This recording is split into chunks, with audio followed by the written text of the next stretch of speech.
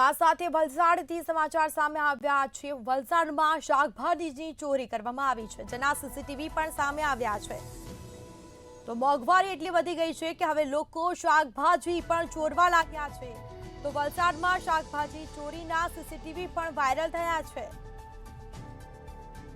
તો શાકભાજીના ભાવ આસમાને પહોંચતા ચોરીની ઘટના બની જવા વાપીના વાઇબ્રન્ટ સબ્જી માર્કેટમાં શાકભાજીની ચોરી થઈ છે। ધોળે દિવસે ડુંગળી અને આદુની ચોરી થઈ છે। ડુંગળી અને આદુની આખી બોરીઓની ચોરી થઈ છે, જેના સીસીટીવી પણ સામે આવ્યા। વધુ વિગતો સાથે સંવાદદાતા મયુર જોશી ફોનલાઈન પર જોડાઈ ગયા છે। જી, વલસાડમાં શાકભાજીની ચોરી થઈ છે, શું છે સમગ્ર મામલો?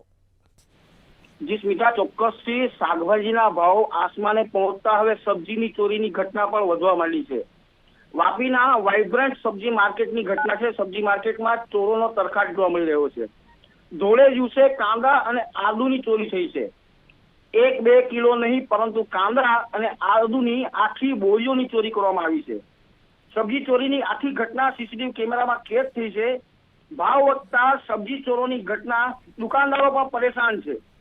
સબ્જી ચોરીનો લાઈવ વિડીયો હાલ વાયરલ થઈ રહ્યો છે। જી સ્મિતા।